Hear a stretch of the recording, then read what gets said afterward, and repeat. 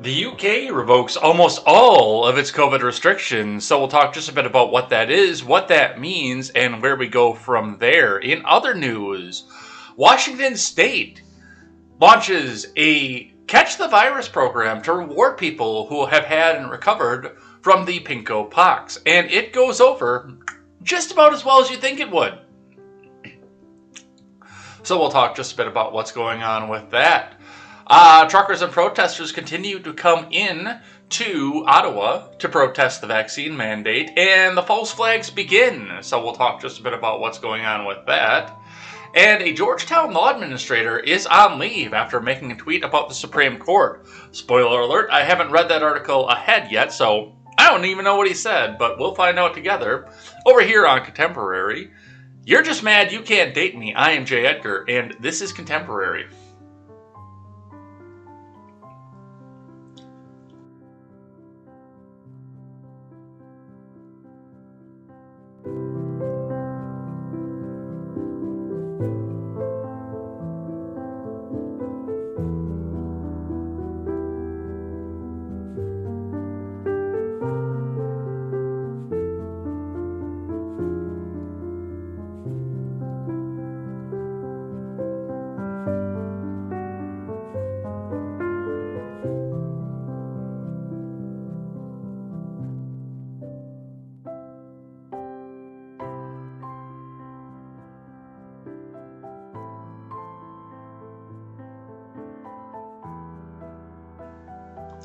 Good morning, Ed Heads. Welcome to Contemporary. My name is Jay Edgar, and we have got a fairly decent-sized show to get to today.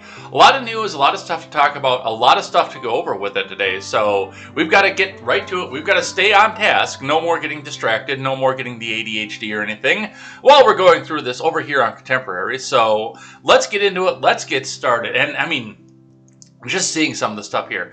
Like, who, especially in liberal Washington, that's the one that really gets me. Who in liberal Washington would come out and say, hey, let's have a Catch the Virus program. Let's have a program about getting people in and giving them a special about whether or not they've caught the virus that is supposed to be the apocalypse. And like I said, it went over about as well as you think it did. It went over exactly as well as you think it did. So let's get into it. Let's talk about it. Let's see what's going on here over on Contemporary. But before we get started, guys, make sure you go check out turnsofpagesproductions.com.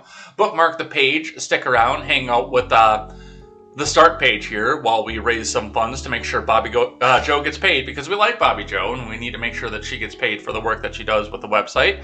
So go over there, check that out. New fundraiser coming soon for turnsofpagesproductions.com. But while you are getting there ready to go, make sure you guys go check out The Daily Ignoramus, The Breakdown with Birkenhoff, The R-Rated Conservative, the new upcoming show with Britt and Sean Hickman, the new show we have on deck, and The Porch Boys.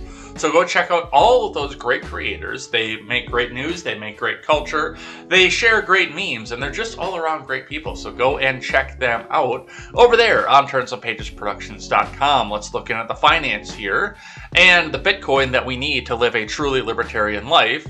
Like most of our libertarian friends over there tell us that we do. Looking in, starting with, that's not where I want to start. I don't want to start with the New York Post. That's all the way down at the bottom of the show. That's Chucky Schumer doing stupid shit. Starting with the Dow. The Dow cleared 35,000 once again.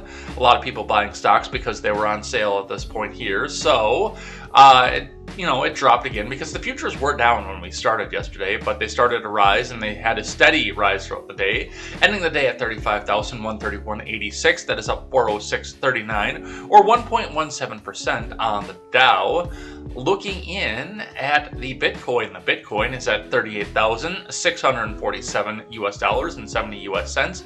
That is on an upswing from yesterday, up to 155.80 or 0.4% up. So if Bitcoin is something that you would prefer to buy or keep some of your money in right now, consult with your financial advisor. I am not a financial advisor. I don't think Bitcoin is the way. I do like some of the smaller cryptocurrency coins, but that is the way that we go with that there. But if your financial advisor says Bitcoin is right for you, work with him or her and figure out which way to go with that. But I mean, it still does make a good hedge as to where the economy is and whether people believe they have the disposable income to put into something that may come with a risk. Looking in, let's take this down just a little bit more. Looking at your industrials, it looks like across the board, across the top, all three of your major metals are down, industrial metals, I should say, are down right now. Copper, steel, and aluminum. Looking at your individual plays, all copper is down right now, including brass. Steel has a little bit of an upturn in stainless steel, but that's all looking down as well. Aluminum is more mixed, with siding is up, aluminum copper fin is down, radiators are up, cans are up, sheet aluminum is up, rims are down. Looking at your other plays, motors are up, ballasts are up, lead is up, batteries are up. Catalytic converters continue to be on the rise, which means they're probably pumping out some cars right now in the factories, ready to go. But compressors are down, alternators are up, carbide is up, hard drives are up, motherboards are up, power supplies are down, low-grade boards are down, and PC towers are up. So that's what we're seeing coming up off the industrials. Let's see what IBD has to say, and we will go from there. Dow Jones futures fall after stock market surges. Tech titans Alphabet, AMD, PayPal set to report earnings. From Scott Latonin. Dow futures were lower early Tuesday after Monday's stock market surge. NXP Semiconductors reported earnings late on Monday, while tech titans AMD, PayPal, and Alphabet will report earnings after the close on Tuesday. On Monday, the Dow Jones Industrial Average climbed 1.2%, while the S&P 500 rose 1.9%. The tech-heavy NASDAQ composite soared 3.4%. Among the Dow leaders, Apple jumped 2.6% on Monday, while Microsoft was up 0.9% in today's stock market. American Express, a Dow stock to watch, rallied 1.6% as it heads towards a new buy point. Like, seriously. How often do you actually see an American Express anymore? I know they're still out there, because I do see them occasionally, but it's like everything, just about everything that you can pick up and pull out of your wallet has got the little MasterCard or the Visa logo on it at this point. A Discover here and there. I have seen a Diners Club recently, which surprised me. I didn't even know that still existed. But it is, for the most part, those two. EV maker Tesla surged 10.7% on Monday after an analyst upgrade. Among Monday's top stocks to buy and watch, Baker Hughes, CF Industries, Matson, and Vertex Pharmaceuticals are in or near buy zone. Wow. I think to buy and watch would have been Tesla at 10.7% raise. Holy shit. Matson, Microsoft, and Tesla are in the IBD leaderboard. Vertex was featured in this week's stocks near a buy zone column. Disclaimer, what I just said about Tesla is not official financial advice. Consult with your financial advisor first, of course. On the Dow Jones today, before the open, Dow futures fell 0.1% versus fair value, while S&P 500 futures also lost 0.1%. NASDAQ rose 0.2%, which is interesting because that's a reversal of what we've seen.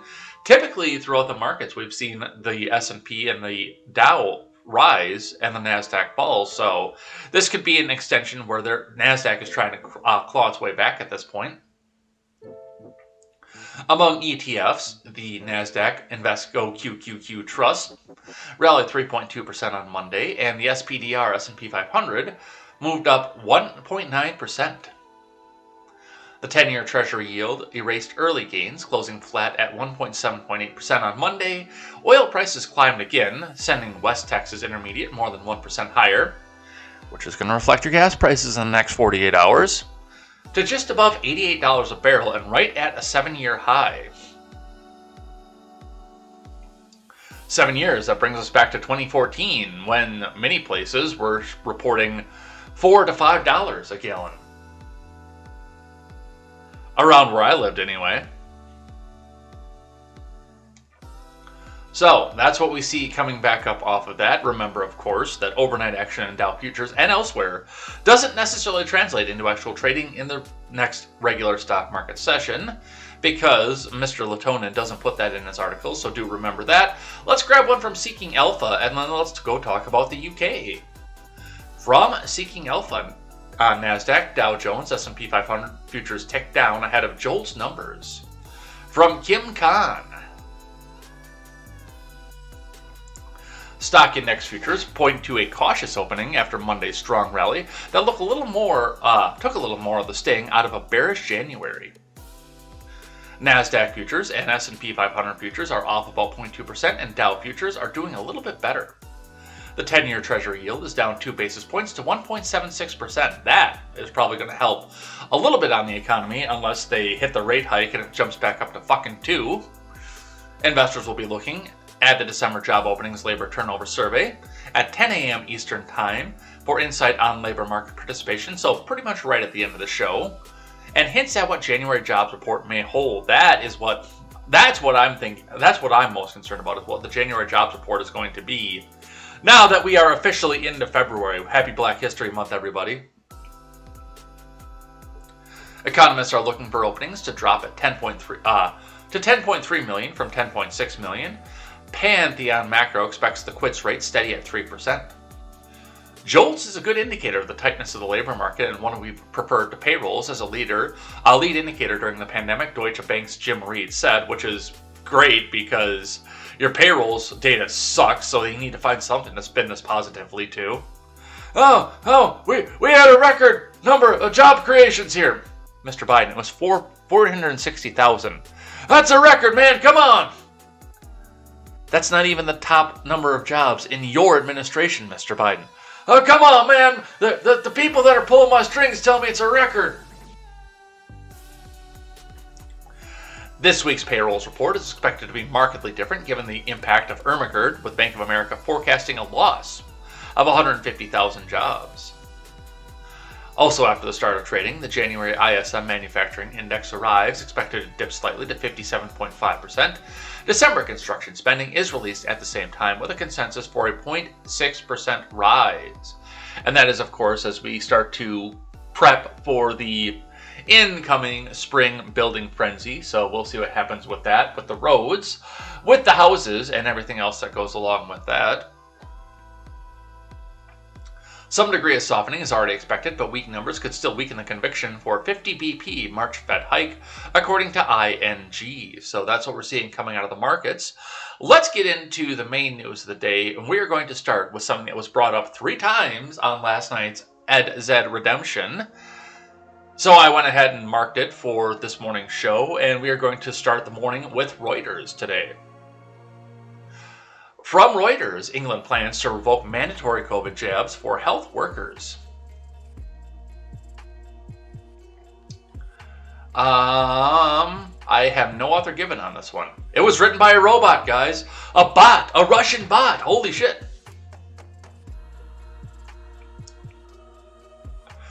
The British government plans to revoke its decision to make COVID-19 vaccination mandatory for health workers in England after warnings that an already stretched service could face serious staff shortages.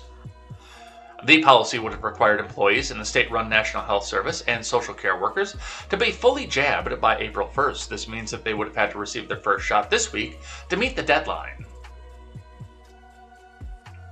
The policy, announced in November, met resistance from some workers, with warnings that sacking those who do not comply could leave the health service facing significant staff shortages. A number of lawmakers and Prime Minister Boris Johnson's Conservative Party have also criticized the decision. Health Minister Sajid Javid said on Monday the government would launch a consultation into whether the policy was still needed with the emergence of the Ermagerd variant, which is more transmissible but results in milder symptoms. Subject to the response, the government will revoke the regulations, Javid told Parliament. While vaccination remains our very best line of defense against the pinko fucking pox, please keep paying me money, Pfizer. Please, AstraZeneca, please keep paying me money. I believe that there is no longer proportionate to require vaccination as a condition of deployment.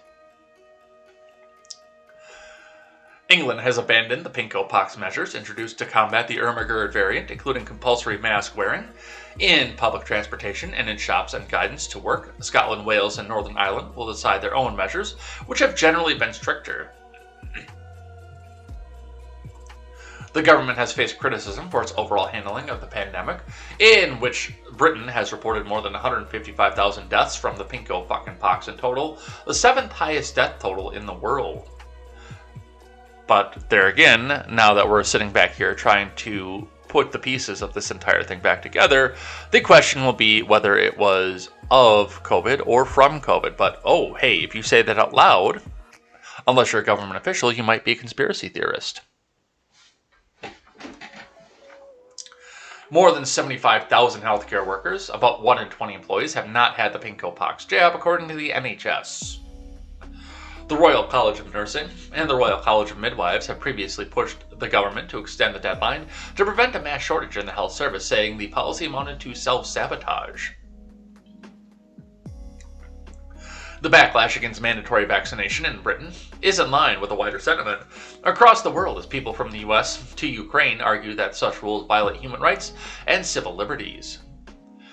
The government previously said the vaccinations were crucial to contain the spread and reducing severity of the infections, and thereby cut down cases that needed to be hospitalized.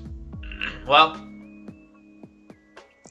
I think most people say that I'm lucky over what mild little bit of the pinko fucking pox that I got, but I mean, if this is all that it is, a massive muscle ache around this region here of your body, a little bit of headache and fatigue for 10 days while you're battling it, and probably about 2 weeks after that, then I think the Irma Gerd variant is doing a good enough job by itself of making sure that hospitals don't get overrun and having milder symptoms. I don't think it has anything to do with the fucking jab because, whoops, I'm not fucking jabbed. And I got legitimately the mildest symptoms possible. The mildest symptoms humanly possible.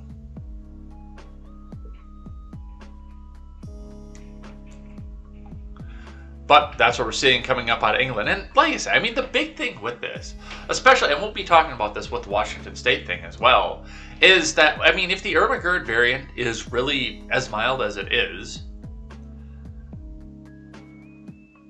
yeah, occasionally you're going to get this case through where somebody's got 4 or more comorbidities, which, you know, they talk about at this point. Somebody's, you know, has cancer, is fucking fat, has had pneumonia, smoked forever, which I guess I can't say much about that because I did that too.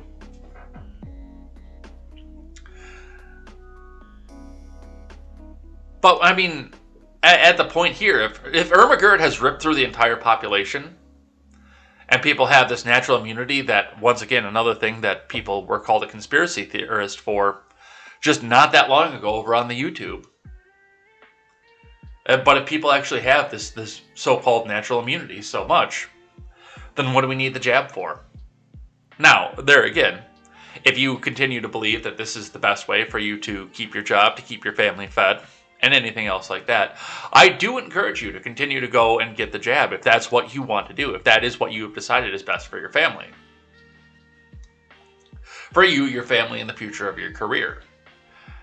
That is a personal decision for you. That is not a decision for me, or a podcaster, or a doctor, or a government official to make. That is your decision to make. Always has been.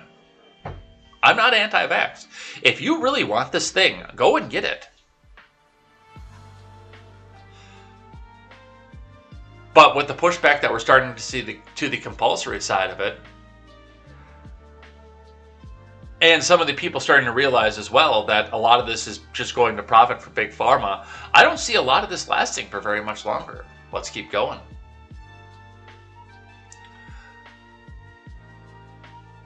I am actually going to move this one up here, and then we'll go down. I'm going to change the order that we were going to do this in. So we're going to start with The Hill today. Reading from The Hill, employees quit over catch the virus promotion at Washington State Bar. So this is just one bar. I thought this was a group of bars, but according to The Hill, this was just one bar. This is from Olaf V. Maheen Ocean. Employees at a Washington State bar quit over the former employer's catch the virus COVID-19 promotion. Vessel Tap House owner Steve Hartley told the Daily Herald that 4 employees quit their jobs and 3 bands refused to play at the pirate-themed bar over the promotion. I hate to say it, but if I was in a band, I would refuse to play at a pirate-themed bar, but that's just me. The bar promoted a concert on January 22nd, urging bargoers to bring proof of a positive COVID-19 test to get $4 off their tickets. Come see the show, maybe catch the virus, or just stay home and whine. Vessel. Now I see where this is going. Vessel Tap House said in a now deleted Facebook post. Tickets are $10 or $6 with a proof of Ermagerd positive test. Have you had enough? Atrocity Girl, one of the band's billed to play that night, released a statement on Facebook pulling out of the event.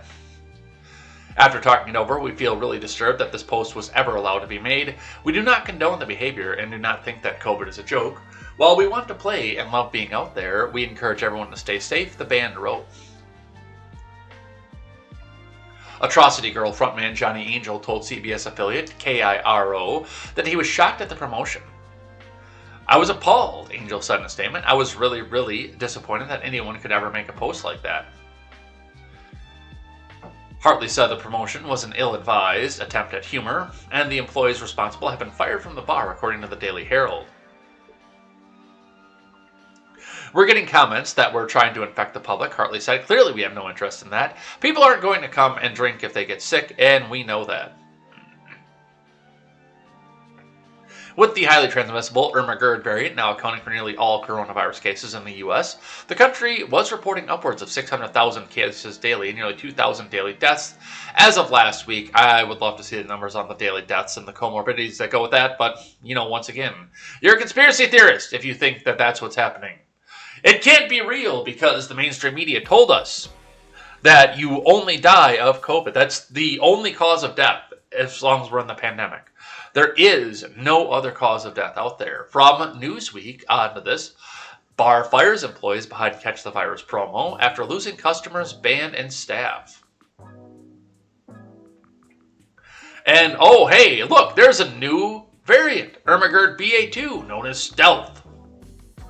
That must be the super asymptomatic one that you can still spread even though you're asymptomatic, even if you don't have the vaccine, because the vaccine lowers your symptoms and makes it harder for you to spread.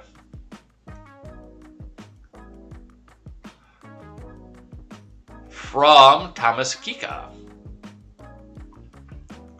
A bar's recent COVID-related promotional stunt backfired, resulting in the loss of customers, staff, and more. Well, you're advertising the bar on Newsweek and The Hill, so just keep that in mind. I mean, I would go if it wasn't a 24-hour drive to get to fucking Seattle. I would go there just for the hell of it, just to see what it's all about. On January 21st, the Facebook page for the pirate-themed Vessel Tap House in Linwood, Washington, posted about an upcoming show where attendees would catch the virus and made reference to the Ermagerd variant, the Herald reported on Friday. Come see the show, maybe catch the virus, or just stay home and whine, the post read. Tickets $10 or $6 with proof of Ermagerd positive test. Have you had enough? Whatever the intention of the now deleted post, the actual results were bad for the bar. Speaking to the Herald, owner Steve Hartley said that 4 employees quit as a result of the post, and 3 bands pulled out of a scheduled performance for that weekend. Hartley called the Catch the Virus post an ill-advised attempt at humor. Yeah, it's usually what they say when they're trying to backpedal as hard as they fucking can about some of this stuff. As a result of the poorly received post, the employee responsible for creating it has been let go from the Vessel Tap House. Citing the pretty nasty response to the post online, Hartley has not revealed the identity of the employee, but I bet you Reddit has. I bet you Reddit's come out here and already said, hey, this is where this person is, this is where this person lives, this is what their name is, this is where they work now during the day. So, hey, let's just go make sure we go tell you how we feel about this person. Reddit probably did that, but 4chan also probably did, but nobody on 4chan gave a fuck to do anything about it. Look, here's the reality of this. And, I mean, this is what a lot of people suggested right at the beginning. Go home and isolate the vulnerable. Get grandma out for like a month. Go set grandma up with as much canned food and as much non-perishable and stock her freezer. Get her up out of everything. And then do something like this right at the beginning. Go have what they called the Victorian Pox Party. Go get everybody nice and good and sick. So the healthiest of us can go back and get over this thing and get ourselves back to life. Especially, again, if even the original Wuhan variant was as transmissible as they say it is. Now, Given what I went through, because they're saying that for me it was the Ermagerd variant. I don't know. I never got tested, and I don't know how they go back and differentiate between the two. But with that, and there again, it's me saying that it's the Ermagerd. I am kind of glad that the transmissibility went through, and the fact that it ripped through the population did wait until we got a variant that's as mild as the Ermagerd variant, because honestly, looking at the original Wuhan and even some of the symptomatic sides of the Delta, I mean, the Ermagerd doesn't seem to be taking as much of an effect on people with comorbidities either. It doesn't seem to be.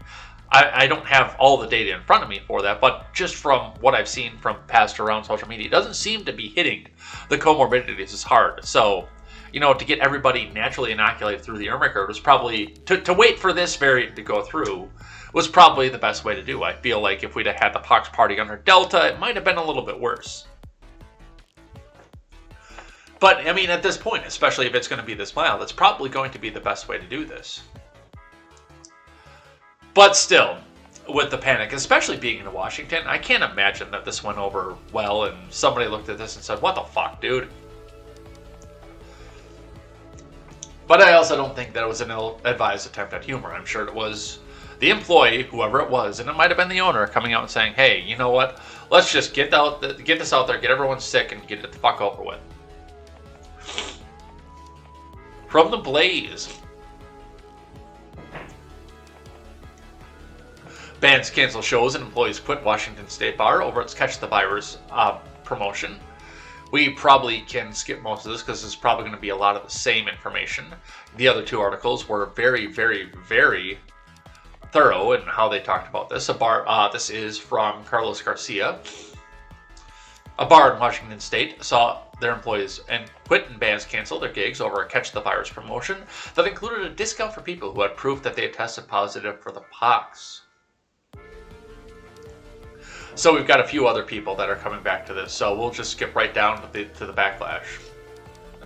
Brad Skurlock, the manager of the bar, told KIRO TV that the promo was a joke, and the employee responsible for the post has been fired. They deleted the promotion from their social media accounts. We were getting comments that we're trying to infect the public, said the bar owner, Steve Hartley, on the Daily Herald. Johnny Angel, a singer with Atrocity Girl, said they were appalled when they saw the post from the bar. Angie Dane, the drummer of Atrocity Girl, said even if the post was meant as a joke, it's not funny. Brett Allen of Brett Allen and the Northern Rebels disagreed and said that everything was being blown out of proportion. So there's, a little bit of pushback to that as well.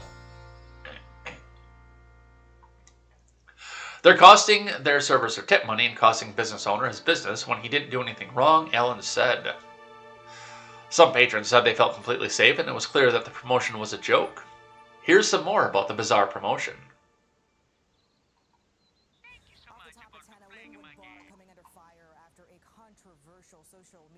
Thank you for joining us. I'm Hannah Kim.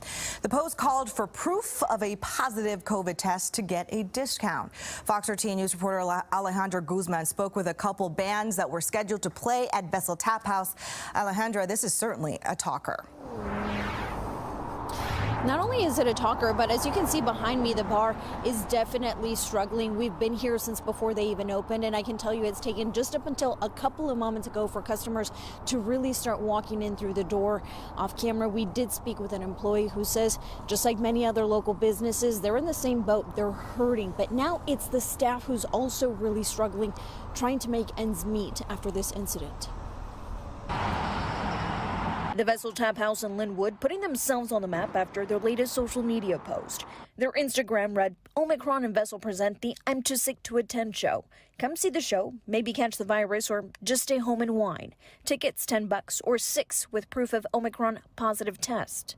Just wow. Wow. That's not the most responsible thing to do. There's no reason to not show up. COVID protocols, including mask and vaccine mandates, are now a hot button issue dividing communities across the country, including our own.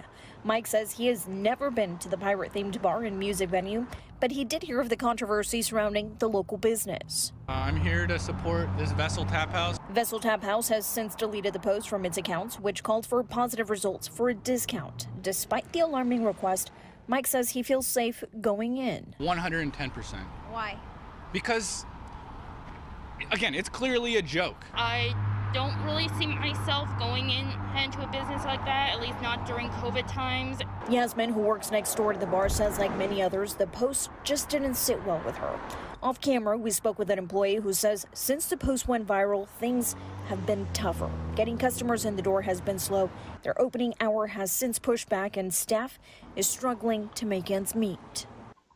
So, and I mean, of course, when we look at something like that, if you come to an idea where, and that's one of the problems that comes with, and I hate to say brainwashing of this, but I mean, there's no other real word to use for this with the brainwashing of this. I mean, from the beginning, and I've said this at the top, from the beginning, when we were like at episode 10 of Contemporary, I said, you know, this is going to be one of those things where people are being taught to believe that if you step outside 10 feet outside your door, you're going to catch the COVID. And if you catch the COVID, it's not going to be that you're going to get sick for a couple weeks. It's going to be that the closest phone to you, which now that everyone has a cell phone, that phone is a lot fucking closer than you think. But the closest phone to you rings and you hear a whispered voice on the other end that says, 7 days. And there are people still out there that believe that. So they think that somebody coming out here and saying, hey, if you've got proof positive of the Irma Gerd variant, just get out here and go infect everybody else. Well, that means that he's going to kill our entire city. No, that's not what that means. But I can see where people are pushing back on this as well, especially given the mindset that this country is in. Again, don't think it's right, but understand it by the mindset that we're in. All right, let's grab one here that I'm sure the mainstream media doesn't want you to know a lot about here. Reading from Reuters, ivermectin. Oops, well, we're kicked off of YouTube at this point. Horse paste shows antiviral effect against the pinko pox, Japanese company says. No author given. Japanese trading and pharmaceuticals company Kowa Corporation Limited, on Monday said that the anti-parasite drug horse paste showed an antiviral effect against the Irma Gerd and other pinko pox variants in joint non-clinical research. The company, which has been working with Tokyo's Kitasato University on testing the drug as a potential treatment for the pinko pox, did not provide further details. The original Reuters story misstated the horse paste was effective against Irma Gerd in phase 3 clinical trials, which are conducted on humans. Clinical trials are ongoing, but promotion of horse paste as a pinko treatment has generated controversy. Oh, here we fucking go. Prominent vaccine skeptic Joe Rogan, whose podcast on Spotify prompted protests by singers Joni Mitchell and Neil Young, has long stirred controversy with his view on the pinko pox pandemic, government mandates, and the jab. Rogan has questioned the need for jabs and said he used horse paste. And no, Rogan, I'm not using that as a cut against you by saying that, so don't sue me, bro. But I am saying this because that doesn't go through YouTube's algorithms. The drug is not approved for treatment of the pinko pox in Japan, and the U.S. Food and Drug Administration, WHO, and EU drug regulator, and Merck, which makes the drug, have warned against its use because of a lack of scientific evidence that it has a therapeutic effect, which apparently, according to Japan, our second trials have shown that it may have a therapeutic effect. Now, looking at this, and, you know, one of the things too, for me, it's always been about follow the money. I look at this, I listen to what's going on here, and I question about the money because, when you're... First off, when the president's coming out and saying, this is out there, it's available to you for free! Free, goddammit, go and get the goddamn thing! What a stupid son of a bitch that didn't go and get this thing. Come on, man. I made it free. When we're at that situation, when we look at this here, how much? And this is my biggest thing. Again, I don't care if anybody goes out and gets the jab, especially if they take advantage of the government free program to do it. I don't care. I really don't. That is your personal medical decision to do so. What I care about is, especially as a tax-paying citizen of these United States, and the sheer number of doses that the government has bought. I want to see the invoices that are coming from Pfizer, BioNTech, Moderna, Johnson & Johnson, and going to the government. I want to see exactly how much this costs the U.S. taxpayer, and how this is going to be reflected on our taxes going forward. Because they're pushing awfully hard to go back and get this, and of course, Pfizer and BioNTech and Moderna and Johnson & Johnson are making money hand over fist. And as we said with Rogan, as I've said with that, as I've said when we talk about horse paste and fish tank cleaner and otherwise, if people, excuse me, if people do continue to find out that yes, there is a therapeutic, if there is a way for you to go back and get this taken care of while you have it, instead of going out and having the be-all end-all vaccine, people might take the other option. Instead of getting the more expensive vaccine, they might take these drugs that are, because they're so easy to manufacture and have been manufactured since the 70s and 80s for other ailments. Take a couple pills for 10 cents a pill, or take a vaccine for what I'm probably guessing is probably going about $50 a dose. Follow the money, of course. And, once again, this is one of those that doesn't get out there, and Reuters has to come out and issue the correction. Now, honestly, I'm a little surprised with Reuters that they didn't go full on with the correction and say, no, you shouldn't be using this for anything, and the Japanese people are evil conspiracy theorists for even testing this right now. Because, of course, that's obviously not the case, but that seems to be the narrative the mainstream media is bringing forward to us. That anybody that talks about horse paste is an evil conspiracy theorist. But no, this has not gone on to human trials yet, in spite of the fact that there are people who have taken this on human trial. And I guess we'll see where this goes. I think a lot of this is going to start falling to the wayside anyway. Speaking of Rogan, Marianne Williamson got into the conversation about this. Marianne Williamson tweets out, I'm triple vaxxed, but unless they're standing for hate or calling for violence, banning someone's podcast is too much like burning a book to me. Rogan should talk on his podcast about whatever he damn well pleases. And Hassan Khan has to tweet back and reply, what? So he's free to spread vaccine misinformation and conspiracy theories without any consequence? His guests have repeatedly claimed that vaccines are harming people. Two guests. Out of 1,573 episodes, 2 guests. Some have promoted COVID-19 cures, like horse paste, that don't work during the pandemic. How is this okay? Maybe KTZed is right. Maybe I do need pearls to clutch when I talk like that.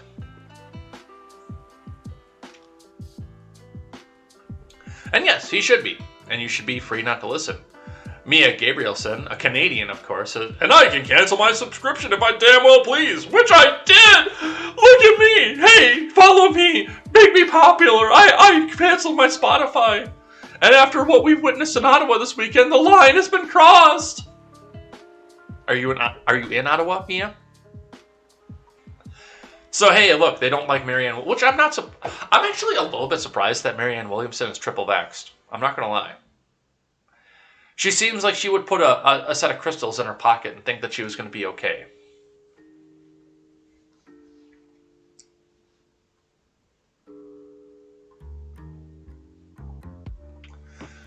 All right, let's grab one from the Hill.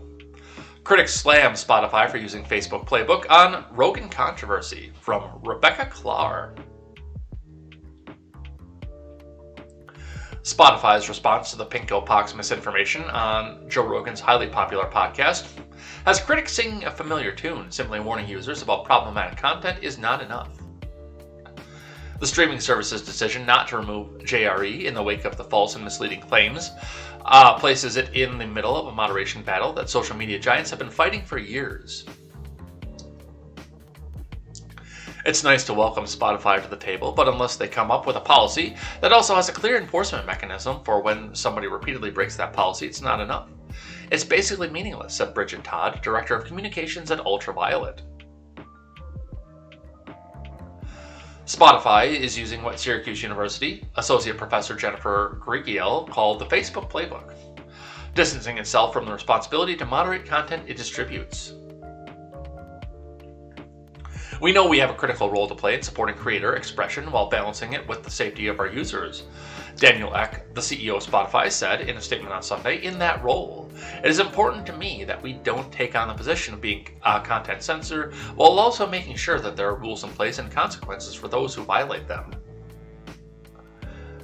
But the streaming service's business model is entirely different from the social media companies, Grigiel said.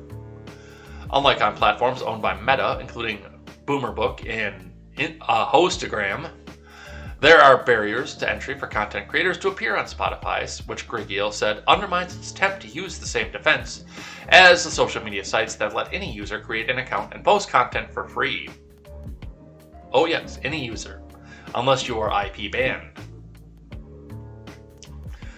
Critics say Spotify's position is especially weak on the JRE, which it bought the exclusive rights to host in a deal reported to be worth more than $100 million.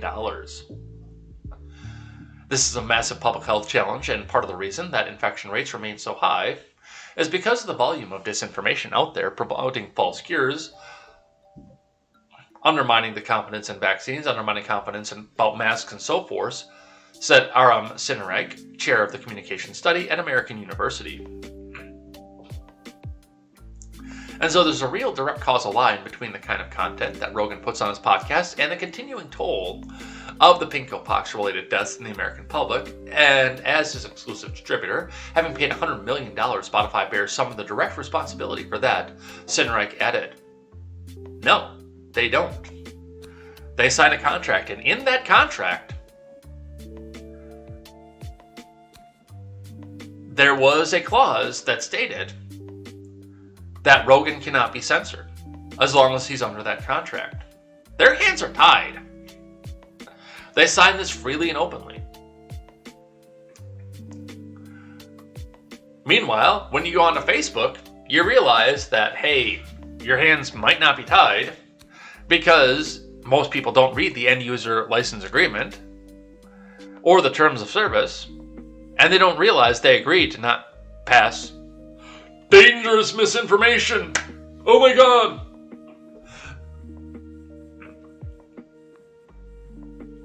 I know what I'm doing. I know what the terms of service are, and I know how to get right up onto that line without going over it. By the contract. And I've had my lawyer look over the terms of service. And I've also had my lawyer text me in mid-show and say, you are dangerously close to terms of service violation.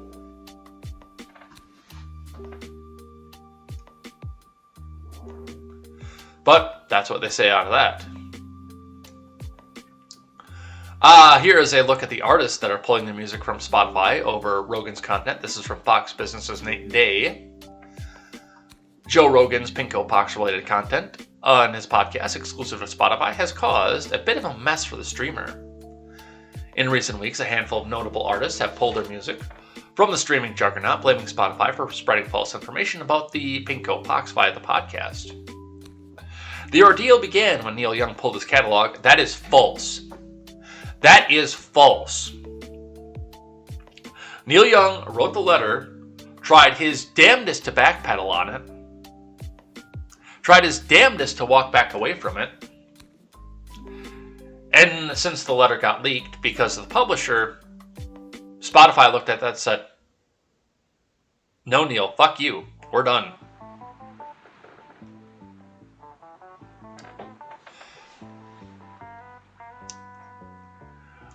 In response, Rogan promised to do my best in the future to balance things out, while Spotify said they'd add content advisories to podcast episodes with information about the Pinko-Pox. I like Neil Young. I never got the Jennifer Aniston thing, but I like Neil Young. I like his music. I don't like him, I think he's an asshole, but I do like some of his music.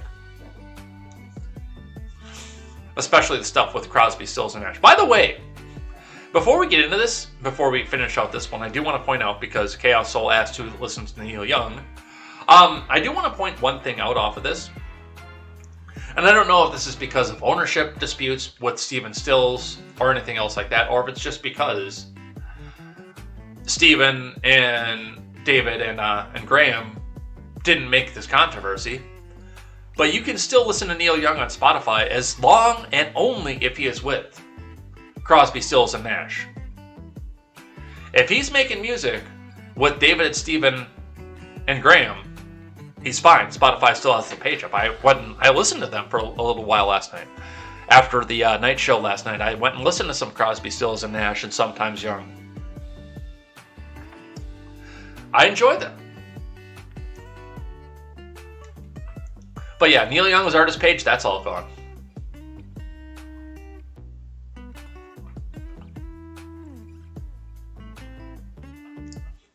The streamer previously said they'd removed over 20,000 podcasts discussing the pink pox since the beginning of the pandemic due to their detailed content policies. As the saga continues to unfold, here's a look at the artists that have removed their music from Spotify in response to Rogan's content. Neil Young. Neil Young got himself fired from Spotify. I don't care how much the media tries to spin it right now. He got his ass taken off. He went out there and said, you have an ultimatum, and Spotify said, okay, we'll help you along. We'll pack your shit and we'll get you out of here for you. Neil Young got fired. He didn't pull his catalog. Joni Mitchell, who's only known for one song, which the Counting Crows redid, but known as one of America's greatest female singer-songwriters. Mitchell is perhaps best known for the song River, which comes from her iconic 1971 record Blue, neither of which I've ever heard, which also features hits like A Case of You in California. Hey, never heard of those either. Furthermore, the song Striss is celebrated for tunes like Both Sides Now, Never Heard Of, and Big Yellow Taxi, which I know because of the Counting Crows. Nils Lofgren, the guitarist from the E Street Band, who nobody knows because of Bruce fucking Springsteen.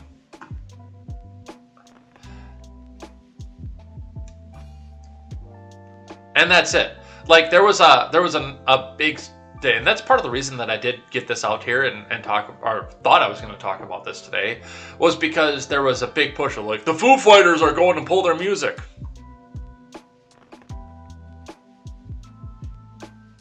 It's still there, I looked. I know they're trying to get Taylor Swift on board, and I don't think that they're going to do that. I don't think that's going to happen. But there's your list right there. 3 people, one of which anybody's ever heard of. Anybody under 22 has ever, under 32 has ever heard of. From, Justin Trudeau had something to come back off of this. And the honkening as well. Justin Trudeau tweets out, hey, this morning I tested positive for the pinko pox. I'm feeling fine, and I'll continue to work remotely this week, following public health guidelines, which means that DoorDash will be bringing me my Tim Hortons today, eh? Everybody please get vaccinated, and please get boosted. And Truckistan Ambassador Poso, which is Jack Posobiec, goes back out and tweets out, honk, honk, honk, honk, honk, honk, honk, honk, honk, honk, honk, honk. Dr. David Samadi, who is a blue check, says, sometimes having COVID makes you feel like you just got hit by a truck. All right, let's talk about the protest.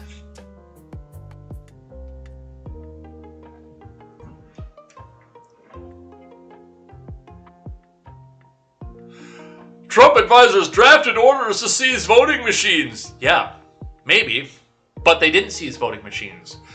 Because I'm sure that somebody in the White House council looked at that and said, hey, you can't do that. That's illegal.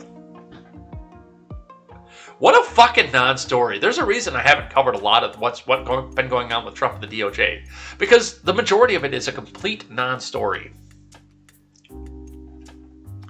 But here they're going to start January 6th in us too. And I'm going to look at this and I'm going to say, this probably didn't happen. There's probably some agent provocateur. And somewhere down underneath his clothing, he's got the RCMP badge. And he's looking at this and saying, hey, You, in the homeless shelter, give me your food, eh? I promise I'm an actual trucker. And I need to eat, eh?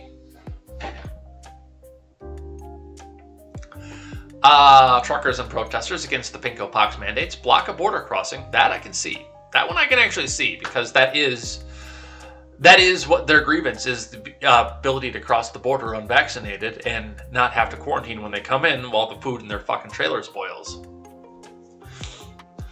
Truckers and protesters against the Pinko Pox mandates block a border crossing. Others try to take meals away from the homeless in Ottawa, shelter says, from Paula Newton and Holly Yan.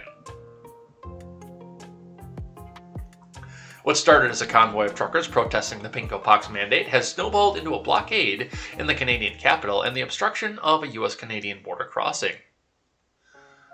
Some protesters pressured staff at a homeless shelter to give them food, the facility said, and criminal investigations are underway after the alleged desecration of monuments during the weekend protest that spilled into Monday by people who probably have an RCMP badge hidden underneath all of their ratty trucker clothes.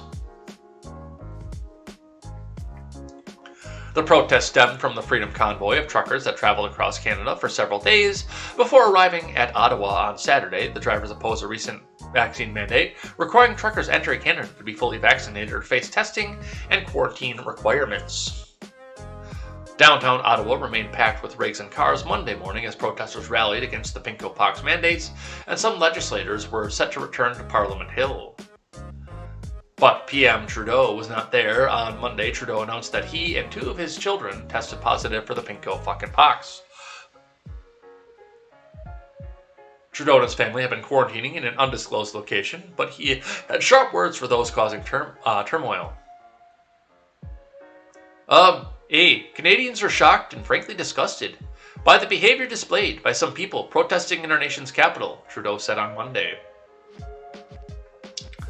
I want to be very clear, we are not intimidated by those who hurl insults, or those who don't say thank you when we give them something, and abuse at small business workers, and steal food from the homeless, he said.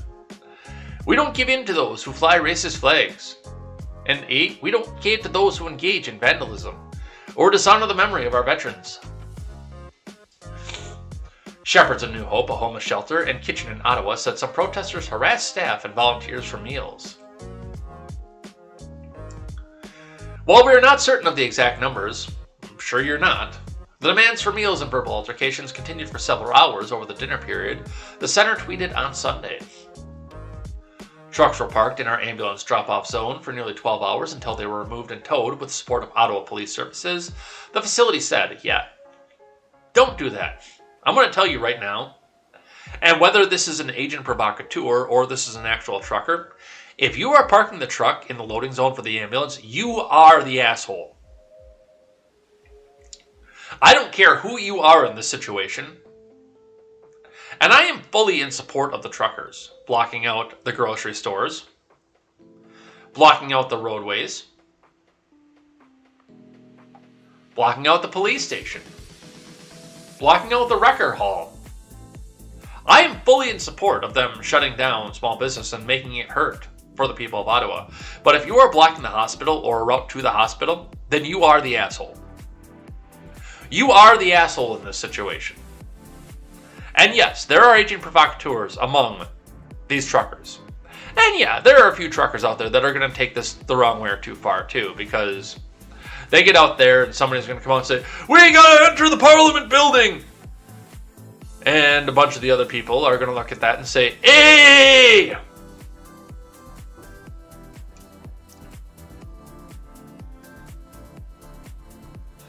But yeah, if you're parking the ambulance zone, fuck you.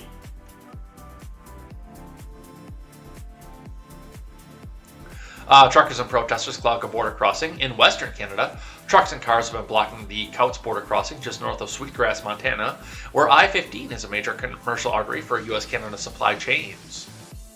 The critical route is called Highway 4 on the Canadian side.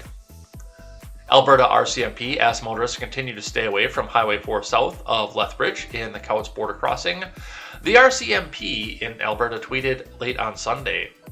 Traffic continues to remain immobilized in both the NB and northbound and southbound directions. At this time, no motor vehicles are able to cross the border for entry/re-entry, the agency said. So, with that, and I mean, this is the thing too with that. I mean, they're protesting border crossings. So, to block off a border crossing, that's not surprising. I'm sure that actually is the trucker protest. But, you know, the people who are coming out, blocking the ambulance way, say, hey, look what truckers are doing here. Or trying to harass the food workers, or dancing on the grave of the unknown soldier. Just a handful of people in the midst of thousands upon thousands of people. And I do have to wonder if some of these people are trying to January 6th, this protest.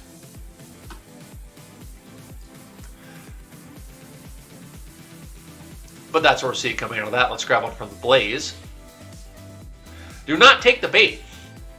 Freedom Convoy spokesman warns protesters not to fall for this leftist trick. We saw what happened on January 6th. From Blaze TV staff. A convoy of truckers has made its way across Canada protesting government vaccine mandates that are required within the industry. But BJ Dichter, spokesman for the Canadian Trucker Freedom Convoy, says authoritarian mandates are only half the battle for convoy participants, the other half. Radical leftist agitators who will do anything they can to provoke peaceful protests into discrediting themselves and all those standing up to governmental tyranny. Dichter joined Glenn Beck on the radio program to talk about a new COVID app that tracks truckers and provides personal documentation as soon as they approach the Canadian border gates to warn protesters not to fall for tactics used by agitators on the radical left. When I was coming across the border for the first time using a COVID app on my phone, I drive up to the border gate and I hold my phone to show the QR code to the border agent, and you know what he says? He says, "Oh, it's okay, I don't need to see it. You already popped on my computer. As soon as you drive in a certain vicinity of my booth, I can see your passport and all your documentation before you even come here," Dichter told Glenn. So when do we start expanding that technology across the entire country? There's your basis for social credit and tracking in absolutely everybody, which is what we've been warning about the entire time, and nobody's been listening to us. Dichter went on to emphasize, we don't want the government to protect us. We want the government to protect our rights, and issued a warning to all protesters not to fall for far-left agitators who want to make them look like violent criminals. I hope you and others can communicate this to your listeners and people who are on the road listening to this, that this is peaceful. Do not take the bait from the agitators on the radical left. They will show up, they will throw things at your truck, they will call you a racist. They will try to get people going into buildings. We're doing none of that, Dichter stated. We're going to have daily intelligence safety briefing from an intelligence analyst who works with us. You can follow the Quicken Report podcast Twitter for those updates. We're going to work with police, inform them of everything that's going on, because we saw what happened on January 6th, and that's what they're praying for here. They want someone to lose their temper so they can have a scapegoat for them, and we're not going to give it to them, he added. And obviously, this coming from Beck is going to be poo-pooed and boo-booed by the mainstream media, of course, because this is coming from Beck, and Beck is an evil far-right Nazi extremist. But the spokesperson, the person who's going out and talking to the media for the protest, is coming out and saying, do not enter the building. Do not because there are going to be people among the crowd that tell you, we've got to enter the building! Ray Epps is probably up there with his new face and his new disguise. Ray Epps probably went out and got a CDL and drove into Canada right away, and now he's probably among the protests there, telling people, let's go into the Parliament building! No, I mean peacefully! No, I mean peacefully! But, it's out there, and anybody who does go into the building right now has gone rogue against what the intent of the Freedom Convoy is at this point, which is important.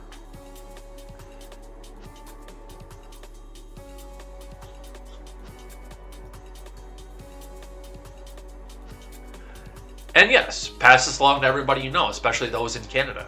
If people are telling you to go into the building, it is a trap. It is a trap. They are desperate to go and try to make this look. And, as soon as they cross over the threshold in the Parliament building, this is going to be top line front page news everywhere, but they are desperate to make this turn into a violent thing. All right, let's grab one from our friends over at NPR. Shifting gears here, talking about Eastern Europe. Why should Americans care about the Ukraine? The answer is simple. Because there are government records showing that a foreign agent named Hunter Biden went out and worked for $50,000 a month at an energy company.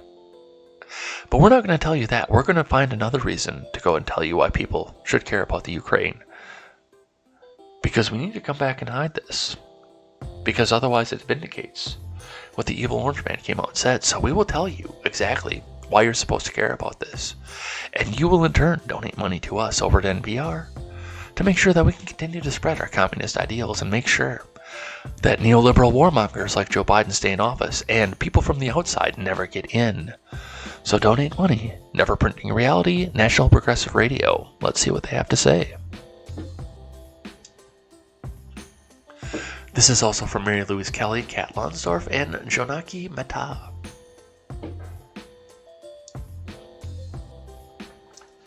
The standoff between Ukraine and Russia is about more than just those two countries. It's about global security in an attempt to rewrite the rules on which the world is based, says Ukraine's Minister of Foreign Affairs. And he adds that's precisely why Americans should care. Dmytro Kuleba estimates that Russia has between 100,000 and 130,000 troops amassed at Ukraine's border and is capable of mounting an invasion at short notice. The Ukraine and the United States are threatening crippling sanctions if it does. Russian President Vladimir Putin is demanding that Ukraine never be allowed to join NATO. While military forces are marshalling on both sides of the border, diplomatic efforts continue in an effort to defuse the situation. President Brandon yesterday told reporters that the U.S. was engaged in nonstop diplomacy, but added, We're ready no matter what happens, man, come on! In a tense meeting of the UN Security Council on Monday, representatives for Russia, Ukraine, and the U.S. traded barbs, but didn't come to any agreement on a path forward. Kuleba said Ukrainian officials have been busy preparing against any invasion, but have deliberately gone about it quietly to avoid sparking panic in the country and hurting the economy. Still, he said the threat was real and it went just beyond Ukraine's own interests. Yes, U.S., please come back and defend us against the evil Russia. They're massing troops up at the border. I still don't fucking buy it, dude. Like, Zelensky himself has come out and said, there's nothing to worry about here. They do this all the time. We'll watch them, but there's nothing to worry about right here, right now. So, that's what they have coming off of that. Let's grab one from CNBC, I should say. Putin can still back down from war with Ukraine without looking weak, but will he? From Holly Elliott.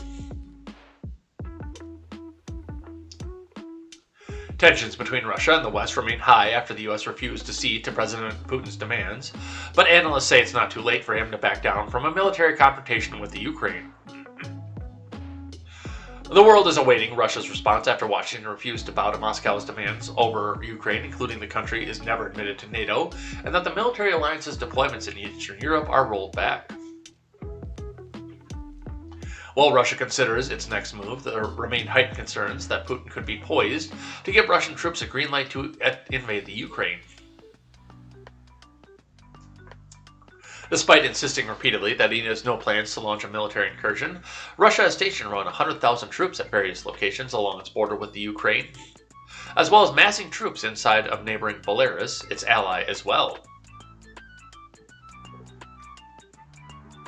There have been scores of diplomatic talks between Russia and Western officials in recent weeks aimed at breaking the deadlock over Ukraine and dialing down the potential for a military confrontation, but so far it's unclear which side will blink first. How far will Putin go and whether he will back down when Russia's pride and geopolitical interests are at stake, or at least seen to be in Moscow, is uncertain. Putin is known for a strong image in Russia, and with the oppression of opposition figures and independent media, the Kremlin is able to control the domestic narrative when it comes to the president. As such, analysts say that Putin has room to maneuver without losing face, but only if he chooses to do so. Maximilian Hess, fellow at the Foreign Policy Research Institute, told CNBC that yes, Putin has cultivated the strongman image, but he has sufficient control of the image and narrative-setting ability that means de-escalation will not be perceived as a weakness by the majority of the Russian public. Ironically, Hess argued that the more military hardware that NATO deploys to Eastern Europe, and the more the West threatens Russia with sanctions, the harder it is for Putin to backtrack. Putin can still back down without major domestic repercussions, though the more material the West commits to Eastern Europe in general does arguably make it somewhat harder, he said. They are trying so hard. They are trying so hard. The mainstream media, especially with something like this, oh, come on, you can still back down. You won't look weak, we promise. You might be able to go back and invade, but, I mean, you can back down, and no, it won't make you look weak, Mr. Putin. You definitely won't look weak if you back down. I mean, this is baiting. At one of the worst ways that I've seen baiting. They almost seem desperate to get this to go.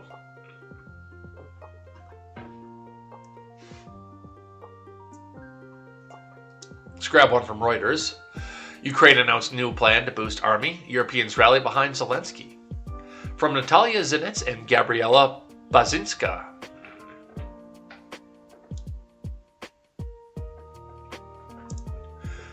President Volodymyr Zelensky signed a decree on Tuesday to boost Ukraine's armed forces by 100,000 troops over 3 years and raise soldiers' pay as European leaders lined up to back him in a standoff with Russia. Zelensky urged lawmakers to stay calm and avoid panic, and saying he ordered the increase not because we soon will have a war, but so that soon and in the future there will be peace in the Ukraine.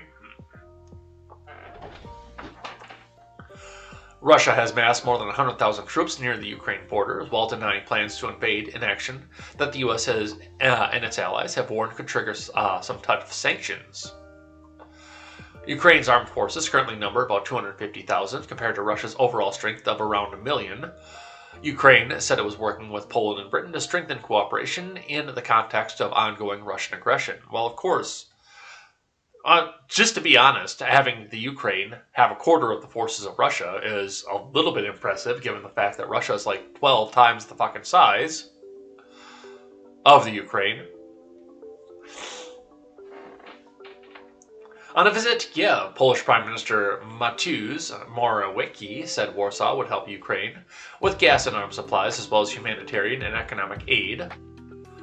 Living close to a neighbor like Russia, we have the feeling of living at the foot of a volcano, said Morawiecki, promising Ukrainian artillery, ammunition, mortar bombs, portable air defense systems, and surveillance drones. PM Boris Johnson was due to meet Zelensky later on Tuesday as part of a Western show of support intended to convince President Vladimir Putin he would pay a high price for any aggression. We urge Russia to step back and engage in dialogue to find a diplomatic resolution and avoid further bloodshed, Johnson said in remarks released ahead of his arrival. As a friend and a democratic partner, the UK will continue to uphold the Ukraine's sovereignty in the face of those who speak to destroy it.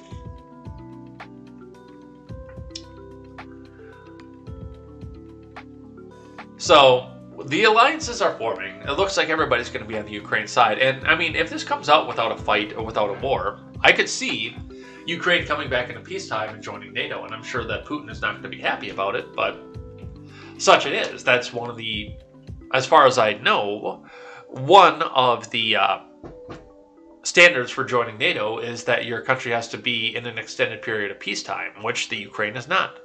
They are continually battered and threatened by Russia. So I don't know if they can join at this point, but it looks like they're ready to at least, so we'll see what happens with that.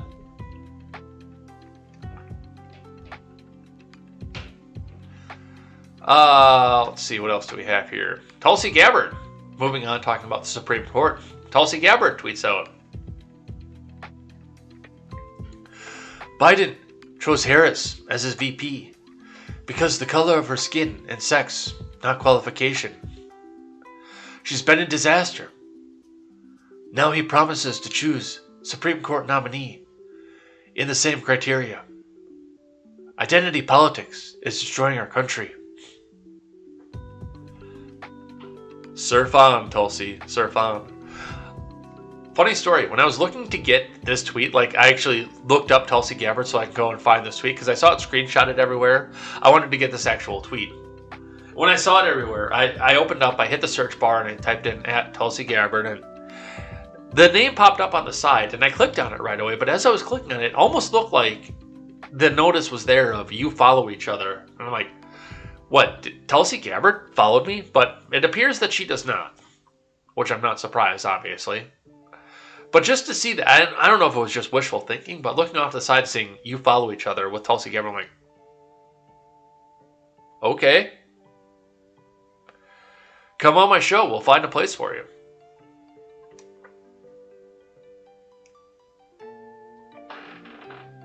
Let's talk about the Senate and the Senate Majority Whip, Dick Durbin, talking about the Supreme Court from ABC News. Dick Durbin, hopeful Supreme Court nominee, will get bipartisan support. From Adisa Hargett Robinson. Senate Judiciary Committee Chair Dick Durbin said that he's hopeful that whoever's nominated to replace Justice Stephen Breyer on the Supreme Court will garner bipartisan support.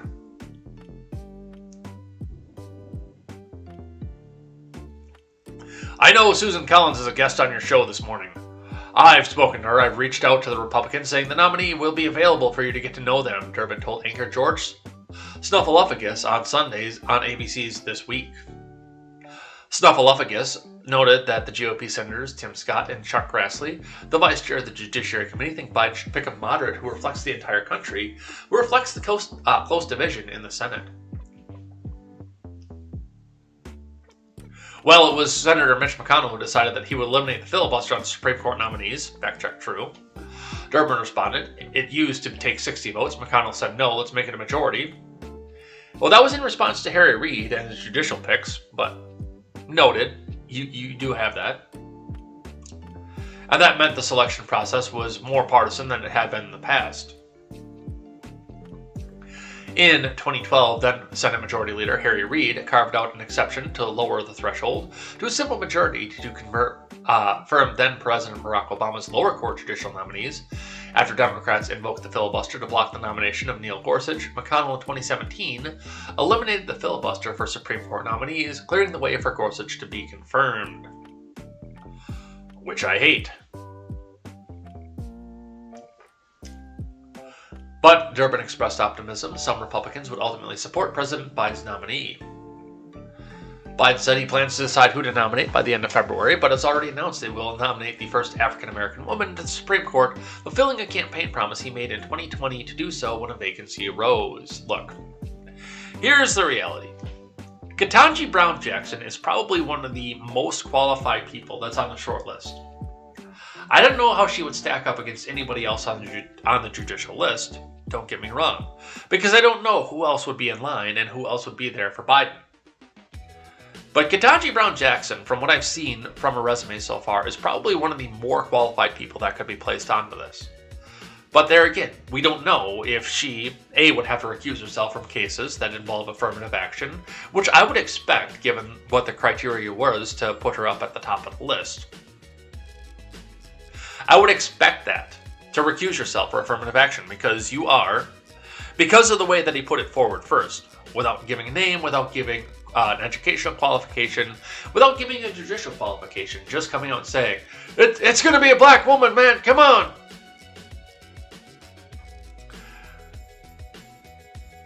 But honestly, I would call Durbin's bluff at this point. Once again, coming back out, especially if Biden's going to come back out and say that, okay, man, I'm going to have this nominee picked by Ron Klain by the end of February. Ron Klain knows who he wants to pick here, and I'm going to announce it by the end of February. Come on, man. That Republicans in the Senate, if they want to win this, roll over, because this is a justice, unless this is somebody who is supremely unqualified. Amazingly and ridiculously unqualified, which don't put it past Ron Klain to do that, to try to make some contention off of this, by the way. Do not put it past Ron Klain to come back and do this, to put somebody up there who's so far to the left. that Republicans will try to block and carry this up to the midterms, which I do believe is a strategy here to try to take this up to the midterms. But unless it is somebody who is so ridiculously, so far activistic to the left, Democrats need to sit back and completely roll over on this and say, okay, let's get this confirmed, let's get this done in just a couple days, so that everything's ready, so we don't have to worry about this come midterm time.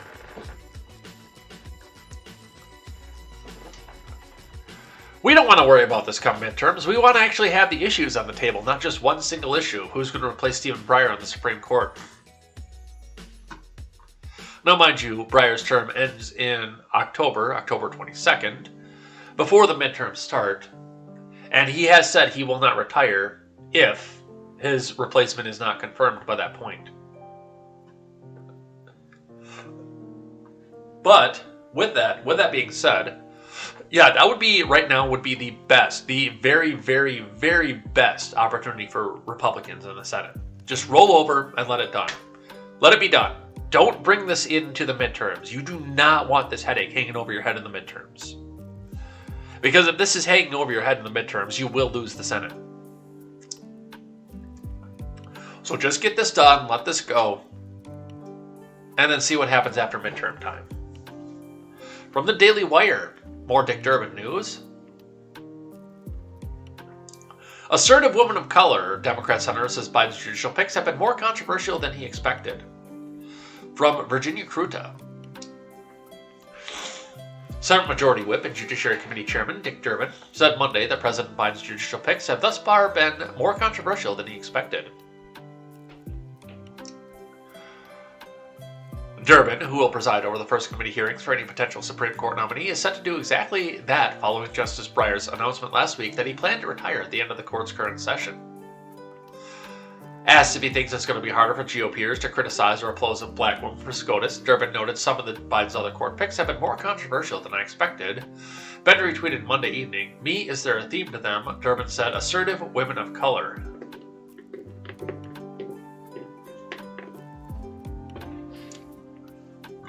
Bender added that according to the White House press secretary, red-haired bobblehead, Biden plans to invite Durbin and Judiciary Committee ranking members Chuck Grassley to meet with him at the White House to discuss his choice on Tuesday. While a number of possible choices to replace Breyer have been floated, Biden has made it clear he intends to follow through on his campaign promise to nominate the first black woman to the Supreme Court, a promise that has sparked reactions on both sides. Let's listen to what Asen has to say. President Biden pledging to be both sexist and racist. Let's listen. And it's really important that people fight that. I mean, I thought a number of things that happened in the last couple of days were shocking. President Biden pledging to be both racist and sexist and discriminating against people who aren't the preferred sex and race, something that if any of the rest of us did that in our hiring decisions would be not allowed, and yet he openly pledged it. I think people should strongly speak against such sexism and racism, but also the point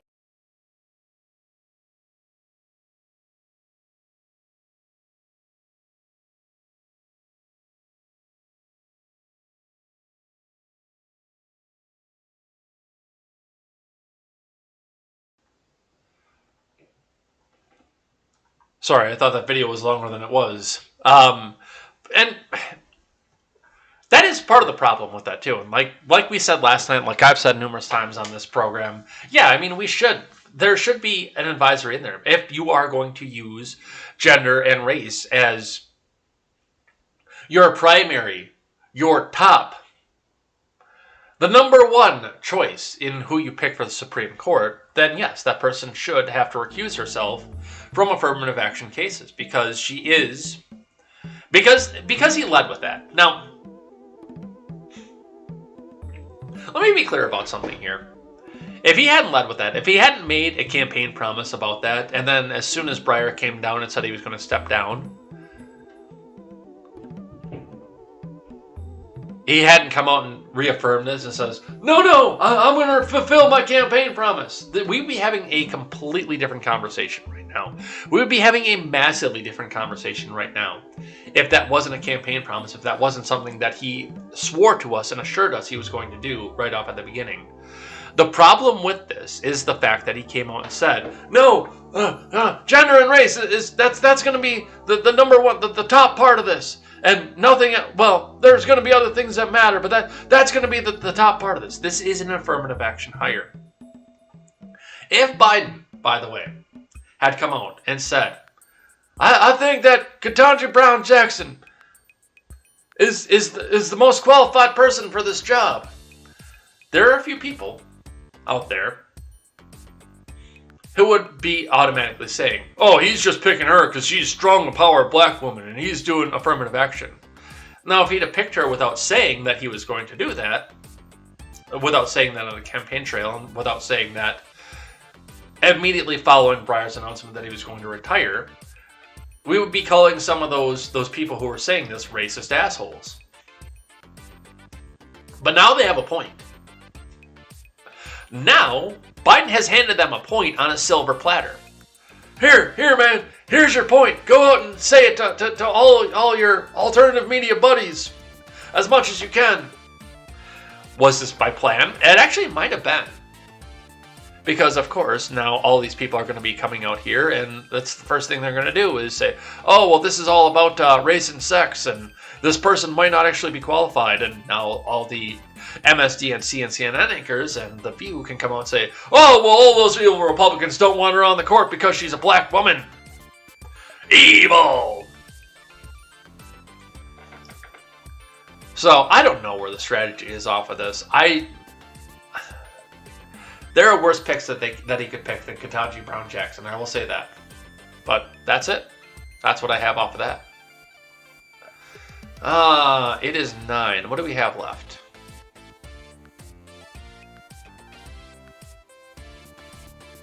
Guess we're going to have to save the rest of this for the rest of the show here. But because we're on the Supreme Court, let's talk about this Georgetown law administrator, then we'll do Twitter trending and head out of here for the day. From NBC4 out of Washington, new Georgetown law administrator on leave after Supreme Court tweet. From Amy Cho and NBC Washington staff.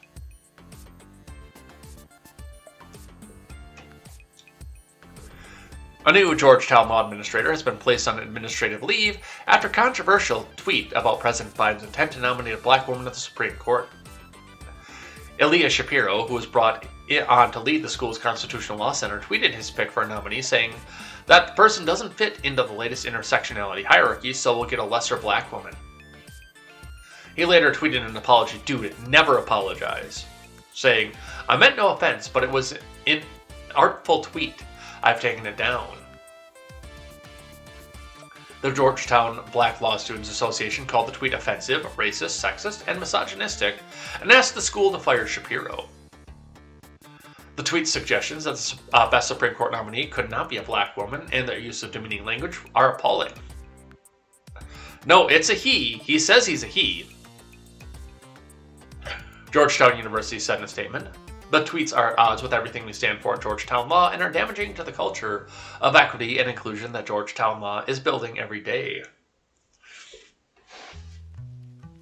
The school put Shapiro on leave pending an investigation into whether he violated school policies. He probably did with that. Ilya Shapiro's tweets are antithetical to the work that we've done here every day to build inclusion, belonging, and respect for diversity, Dean Bill Treanor wrote in a letter to the law school community. I regret my poor choice of words, which undermine my message that nobody should be discriminated against for the color of his or her skin, Shapiro wrote in a statement on Friday morning. While it's important that a wide variety of perspectives and backgrounds be represented in the judiciary, so blatantly using the identity politics in choosing Supreme Court justices is discrediting to a vital institution, the statement said. Dude, don't apologize. They're not going to let you out of it whether you apologize or not. That's the first thing. So say what's on your mind. That's part of the point of Twitter. But also, let's pay attention to the fact that, yes, there is a situation where we don't know, and we will probably never know, based on Biden's announcement, that his first qualification is the plumbing and the skin color. if there was a better qualified justice out there. And again, as I said, if he didn't ever said it on the campaign trail, and he didn't ever said it when Breyer retired, and he just came out and said, I nominate Leander Kruger, or I nominate Ketanji Brown Jackson for this. Yes, there would be people. Probably Shapiro would be one of them. Not this Shapiro, Ben Shapiro. But there would be people out there who are coming out and saying nothing but, okay, gang, well, Biden, he's being racist. He's coming out there, strong and power black woman. That was his only qualifications out there. But, I mean, he never said it, but we knew that what he's going to do. He's going to come out there and he's going to find a black woman off of this. Or Crowder would be doing the same thing, or I'm sure Fuentes would be doing it. I don't know. I don't never listen to a word of what Fuentes has said. But I'm sure he'd be the first one up on this, too. Up there telling us out there how racist Biden was for coming out and doing this, but they would have no basis off of it. And most of us would be calling those people assholes for the fact that they were making it all about race and skin color. But Biden did that himself. He put the point, he put the racism on the silver platter and said, here you go, alt media guys, go on and talk about it. Because those are my first qualifications, which was fantastically stupid. But with that, we'll have to grab these other 7 tomorrow, hopefully. I'm really bad at doing that at the end of the week, but especially when we get a contentious week like this. But we'll have to grab these other 7 tomorrow. For now, it is 9. We have to go back and do Twitter trending and head out of here for the day on Tuesday. We always close out the show talking about the trending tab and the top 5 stories that are on it. And this is going to be no different. So let's get this up and over here and let's talk about what's trending on Twitter. Today, Tuesday, February 1st, 2022. Number 1 trending today. Of course, it is February. It is Black History Month. Which I think there's enough to celebrate about that. Like I say, I'm not, I would rather celebrate people by their individual processes, their individual achievements, rather than lumping them in with other people who have the same skin color, the same plumbing or otherwise, etc. to these people. Because they're not all the same. Some of them have done fantastic things. Some of them have not done fantastic things. But if that's what people want to celebrate, then absolutely do so. Go back and do that. I think it's incredibly racist, but I will probably get kicked off YouTube for saying that. But for those of you who celebrate, for those of you who do enjoy Black History Month and everything that comes around with it. Number 2 trending today is Golden Corral from CBS Philly. Video shows punches being thrown and chairs flying and a massive brawl broke out inside the Ben Salim. Golden Corral, a former employee, says the fight may have happened after a customer became enraged when the buffet ran out of steak. You know we're going to watch this. You already knew as soon as I started saying that we are going to watch this.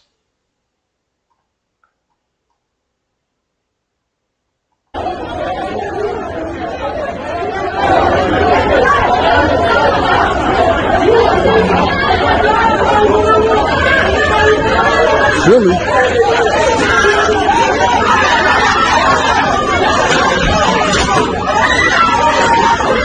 Oh shit. Oh shit. Oh shit.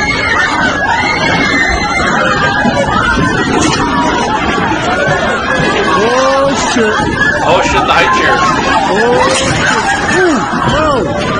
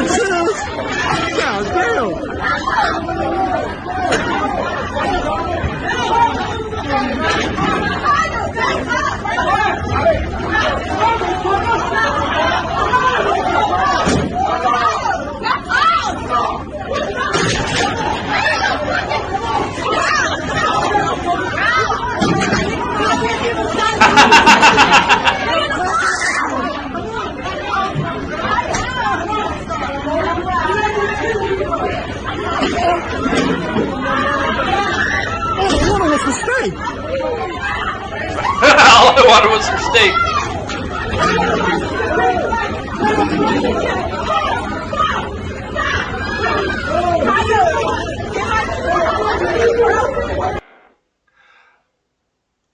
We had to watch that. We had to. There was no way of getting around that. That was amazing, by the way. They take their steak seriously, apparently.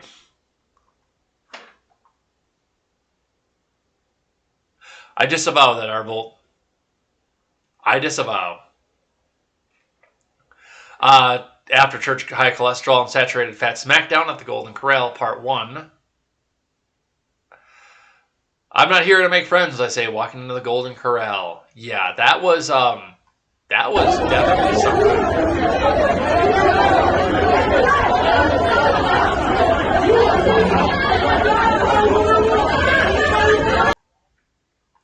Kind of want to just save that video here real quick. Hang on. Because we might definitely be talking about that on Monday.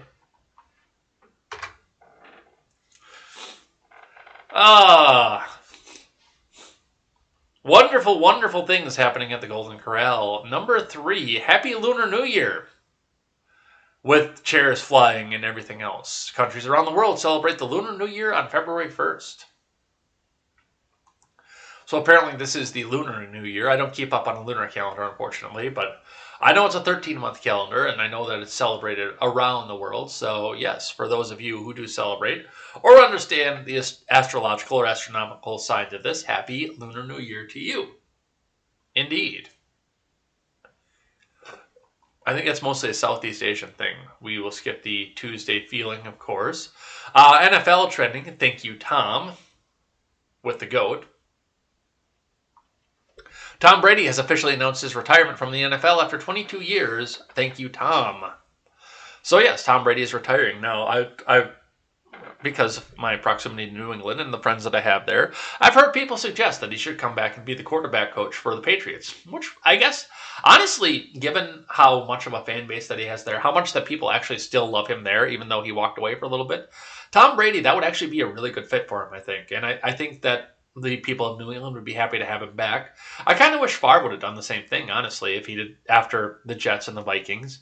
If he'd have come back to Green Bay and done football coaching, quarterback coaching, I think that maybe he would have butted heads with Aaron Rodgers a little bit there. But, I mean, that's not the situation coming out of New England, and they're kind of struggling a little bit without him there, too. So I think he'd be a good asset to that team, and I think Robert Kraft should absolutely come back and bring him up for this. So, as much as I've been frustrated with Brady being a Packers fan throughout my entire time, I can say honestly, objectively, Tom Brady is an incredible athlete. He absolutely is. Tom Brady should stay in football. He absolutely should. And he has a lot of knowledge to yet impart to the rest of the world on football, coaching, and otherwise. So, absolutely, I think that he should. But with that, we've got that. We will skip Tuesday feeling, and we will go to Happy First is going to be the last trend that we do. I'm not going to go with the Chris Rock joke, of course. It's the first of the month. But it's the first. Of course, we've got to start with Brooklyn Dad, Jersey Dad, compliant. Good morning and happy first day of Black History Month to everyone who strives to learn these one new things about the contributions made by African Americans this month. Fun fact, the traffic light was invented by Garrett Morgan, a black man. I gotta do it. How much did this tweet cost the DNC?